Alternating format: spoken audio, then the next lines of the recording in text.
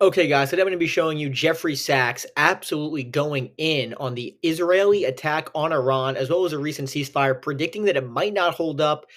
Predicting Israeli sabotage, and we already have some indications that that could be occurring. So, and I'm sure most of you guys know by now, a ceasefire was signed between Israel and Iran after 12 days of fighting, as well as the United States involved in the mix. And it's so insane if you look at all the mixed messages that have been going around.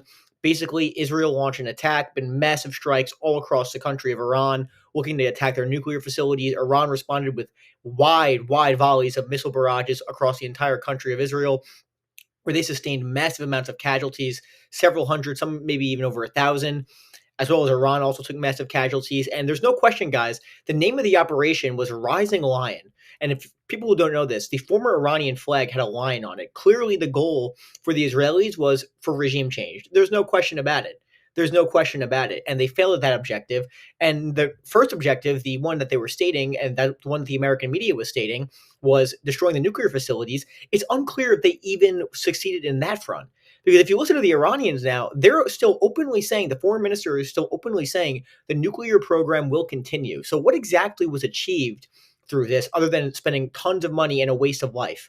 Okay, I mean, there's no question the Iranian military does seem to be degraded in some sort of aspect, but a lot of these foot soldiers are going to be replaceable. Even some of the military leadership they killed is going to be replaceable. The Ayatollah survived, and there was a lot of speculation would Israel or the United States try and kill him. It remains unclear. And according today, the foreign minister of Iran actually said that Israel is the one who requested the ceasefire, because what we saw was the Iron Dome was significantly degraded throughout this conflict in only 10 to 12 days. I mean, in the beginning of the conflict, we saw they were intercepting around 95% of their missiles, but towards the end, it was down to like 50 to 60%. So they were sustaining massive amounts of casualties. And if this went on any further, their entire defense systems would have been depleted. And that is why it, according to many indications out there, that they look to broker a ceasefire, at least for the short term. We got reports today of a targeted assassination drone attempt in Iran. So who knows how long this is going to last. Some of the last barrages coming from Iran were extremely intense, which is why Israel wanted to respond, and Trump blew up saying, you don't know what the F you're doing. These guys don't know what the F they're doing. And of course, a lot of these people, oh, Trump's telling Netanyahu off. Give me a break. The Israelis probably sold Trump a bill of goods. If you blow up the nuclear facilities, it's going to be all great. But it seems as though their facilities were not degraded. And in some of the estimates show only a couple months they were delayed. So again, I asked the question, what exactly was accomplished other than a ton of money spent and waste of life? So absolutely well. And Jeffrey Sachs makes a lot of these same points here. And he's predicting that there's going to be some sort of Israeli sabotage here. So I'm going to show you the first clip of this, where he goes in, he's on breaking point with Crystal Ball and Sagar and Jetty. Here's the first clip, and we'll talk about it after. And guys, by the way, make sure to like and subscribe. Hit that subscribe button. It's super good for the algorithm. Thank you guys so much for watching. Here's the first clip, and we'll talk about it after. In a way, it is Bibi's fulfillment of a 30-year mission to try to drag the United States into a war with Iran. This latest episode has been part of a long-term idea of Netanyahu, which is we're going to do what we want in Gaza, the West Bank. We're going to control everything. We'll kill. We'll have a genocide. And anyone that objects, any other country in the region, well, we'll overthrow that government. That's been the basic strategy for 30 years. For 30 years, the United States has gone along with that strategy, whether it is in Lebanon, Syria, Iraq, Sudan, Libya, and Iran was always the big prize. So Netanyahu's been absolutely itching for a big war with Iran, trying to drag the U.S. in. And what we saw last week probably was the great battle inside between the deep state, which is absolutely in line with Mossad. It's basically a Mossad CIA operation for 30 years. And MAGA, which says, stop, we're sick of this. We're sick of these wars.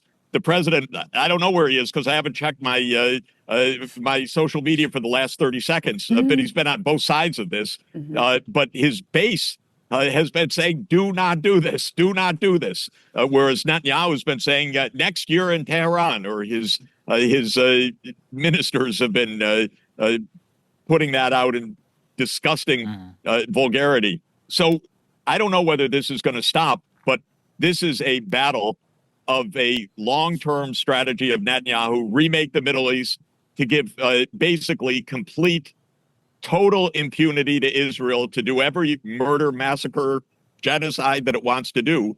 And some of us who think that's not making the world a better place. Yeah. That's not helping anything, and it's not making America more secure. Okay, and again, just to start off, again, he's right. The Israelis and the Americans have signed off for years on basically looking up to for these regime change wars in Iraq, for example, in Libya, for example, where they overthrew Gaddafi and he was killed in the streets. Of course, what we saw in Lebanon, just complete, I mean, carpet bombing of many areas, specifically in the south, the Gaza Strip, for example. Syria, there was regime change there recently. Iraq, there was regime change, as I just said. Sudan. And again, for years, Netanyahu specifically has been saying, he testified to Congress that if they overthrow Iraq, it'll be great for the region. We all know how that turned out. I mean, Netanyahu still, to this day, is saying that we have to overthrow the Iranian regime. It'll be great for the region. But again, Iran is a country, as Tucker Carlson made the point to Ted Cruz, it's a country of 90 million people. You have no idea what would happen if you just overthrow a regime like this that's been there for 50 years, especially if it's not an organic sort of revolution, if it's instituted by the United States and Israel. I mean, the entire thing is just completely insane. And of course, Netanyahu wants to drag us into the war. There's no question about this. And there was even a report during the conflict in the very beginning where apparently the U.S. Ambassador Huckabee of Israel and Netanyahu, he did not want to initially evacuate U.S. citizens from Israel, probably because he thought if, God forbid, an American citizen was killed, the U.S. would be more likely drawn into the war. That's the thinking of these guys like Netanyahu, Smotrich, Gavir, and it's just insane that this is the point we're at. And he got Trump to bomb them because Bibi probably sold Trump a bill of goods. If you blow up the nuclear facilities, everything will be great. But what we know now is the Iranians moved most of their enrichment, and at most they were only delayed a couple of months. They're literally openly saying now that they're going to continue with their program. So the objectives of the mission clearly failed. I don't know what else to say. It clearly just was a total failure. And again, if you listen to the U.S. politicians today, Lindsey Graham, for example, basically also using biblical justification for supporting Israel, he also brings up the fact that, you know what? We might have to go back in. He literally said this on the Senate floor today. So the idea that this is done, I'm not sure yet. I'm not sure. I wouldn't be popping the champagne yet. I think the Israelis are still think, okay, they want to overthrow the regime. That was the point of this war. If you listen to what Netanyahu said, even like in the past week or so, he's openly said that he wants to overthrow the regime. So I don't think we're done from a long shot. And also, I think it's pretty clear the nuclear thing was just, not to say that they weren't somewhat concerned about them having nukes, but I think it's more about Israeli power in the region. The Israelis want to basically become the power player in the region, and Iran is the biggest threat to that, at least for now. I mean, I think if the Iranians fall, let's just say, I think maybe the Turks could be up next. Who knows? Who knows what's going to happen here? And again, some people were giving Trump credit. Oh, we called out Netanyahu. Give me a break. Yesterday, he literally put out a sycophantic paragraph. I mean, it was one of the longest tweets I've ever seen, or the truce or whatever, basically saying Netanyahu's trial should be canceled because of what a hero he is, this guy. And he's an amazing person. And I love Netanyahu, basically. Completely insane, sycophantic, and it's beyond bizarre. So the idea that they're not on the same page, don't buy it. Bibi and Trump are completely on the same page. They're in total agreement. That's why the diplomacy thing was a complete ruse from the beginning. They always plan on going in. The U.S. always planned on bombing along with Israel when this operation started. So I wouldn't buy any of that. And again, I don't think this is over at all. And Jeffrey Sachs is going to get into this. And he makes a point, too. He brings up a good point saying, Netanyahu's wanted this for years. He's been saying for years that Iran is, they're 2 months away for a nuclear weapon for the last 25 years. So, again, the entire thing is insane. Here's a second clip, and we'll talk about it after. It just gets more wild. By the way, because we've been told that the be-all and end-all is Iran's enrichment of uranium. That is not the true issue at stake here. The true issue at stake is Israel vulnerable by its own actions to a nuclear attack on Israel? The answer is yes. Does Israel create more security for itself the way that it operates? My answer is no. It makes Israel more and more dangerous. Not only did we see, obviously, that the Iron Dome ain't so iron, and that there were easily, it was not hard to penetrate the air defenses in Israel. But Israel seems to think that Iran is the end of the story. And it is not the end of the story. There are 57 countries in the Organization of Islamic Cooperation that are absolutely dead set against what Israel is doing. The vast majority of the world is dead set against it. when you ask about Russia and China, it is their fundamental purpose not to be thrown under the bus of the United States. This is the basic point. They want a multipolar world, not a U.S. dominated world. And they are succeeding in that because the U.S. does not have the means, the power, in my view, the interest, but put that aside, the means or the power to make a U.S. dominated world, despite what Washington has believed for more than 30 years. So Russia and China are careful. China's very precise. I think it's a cliche, but it's also true that Russia plays chess, China plays Go, and the United States plays poker.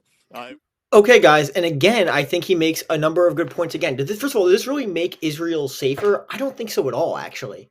I don't think it makes Israel safer in the slightest. Because again, if the objective fail in eliminating their nuclear program, as well as not overthrowing the regime, I'll tell you what the mullahs are doing right now. Their number one goal is going to be to get a nuclear weapon as soon as possible.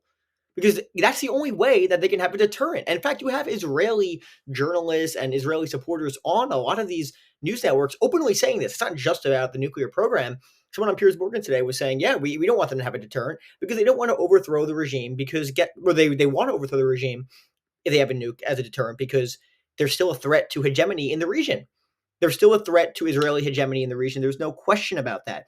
And again, based on what I'm saying too, that the mission failed, I want to be clear here. The Israeli Foreign Minister, Israel Katz, just said, he said this a couple of minutes ago, basically saying, yeah, a lot of the uranium was not destroyed. And he basically said he's going to be asking Iran to hand over their enriched uranium.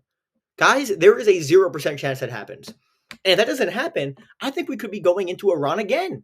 And what is Trump going to do in this situation? Again, I don't think this is over in the slightest. And again, John Mearsheimer today, for example, is making the point Israel's not going to abide to a ceasefire. They're going to abide to a ceasefire until they have enough time to restock their supplies, get enough missiles in their Iron Dome again, and then they're going to go back in. When it suits them, they'll follow. When it doesn't, they won't. It's quite simple. It's quite simple. And again, Sachs brings up the point too, guys. It's not just Iran. There's a lot of Arab countries that are not happy with Israel. Sure, some might be happy that Iran is weakened, but much of these populations are not a fan of what Israel is doing in the Gaza Strip right now, which continues, by the way, to this day, what they're doing in the Gaza Strip. And I don't think you're going to see any sort of resolution of this until the Palestinians get a state. I don't see how entire conflict is going to be resolved until that is solved out, because it's just not going to happen. And he brings up Russia and China too. Are the Russians and the Chinese really just going to let the Iranian regime fall, particularly the Russians who the Iranians supply their drones to? I don't know if they were going to allow that to happen. And by the way, and this is another reason why, I'll tell you what, the Russians and the Chinese, I'm sure they're giving them supplies even quicker now than they were before. I'm sure they're shipping in shipments of cargo planes full of weapons because, again, they know that it can happen again. They know it can happen again.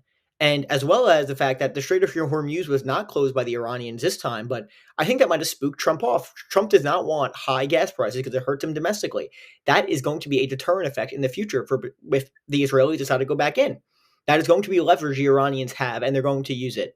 So absolutely wild stuff here. We're going to show you the final clip, and we'll talk about it after. But again, I think it's pretty clear. Sachs is making the point. I don't think this is over. I don't think this is over. The Israelis are only going to abide to a ceasefire if it's in their interest. I think that's very obvious. So here's the final clip, and then we'll talk about it after. We can do it. And they did their decapitation murders. Mossad really is a murder machine, of course. And it did its decapitation strike, and it did not bring down the regime. And so it probably led Trump and people around him to say, come on, the Israelis have given us a bunch of BS on this. It didn't change the regime. It didn't end the threats. And I think that's when Trump heard his base calling. He heard common sense calling. And he said, look, this isn't going according to plan. And I think the main point is with Russia and China, they were cautious, but they weren't letting Iran fall by any means. And if Iran were to be facing a more cataclysmic set of events in the last few days, I think the reactions also would have been different. Interesting. To your point about perhaps the Israelis were selling, and perhaps they even believed that they would be able to, create a regime collapse in short time. The Washington Post got a hold of this leaked audio of Mossad agents calling Israeli generals and saying, you have 12 hours or else we're going to murder you and your wife and kids, by the way. And if you want to avoid that fate, you need to record yourself surrendering. You need to film this surrender video and send it to us, which of course would have been used as propaganda by the Israelis. And as best we know, not one of them did that, which I think, in and of itself is an indication that they may have miscalculated the strength of this regime, especially once a country is bombed. Like, it's very common for people to rally around the flag.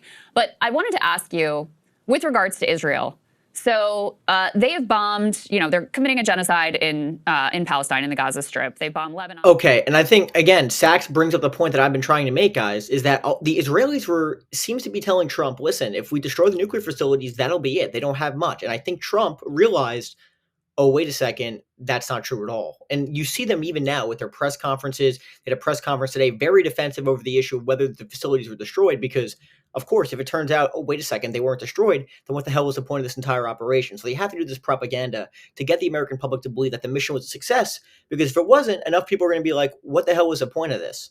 Okay, and again, most people aren't like you guys, following the news all the time, listening, like, wait a second, it doesn't sound right. So they'll just buy, oh, Pete Hegseth and Donald Trump, they're saying, oh, everything was destroyed, so we're all good. But I think it's pretty clear that's not the case.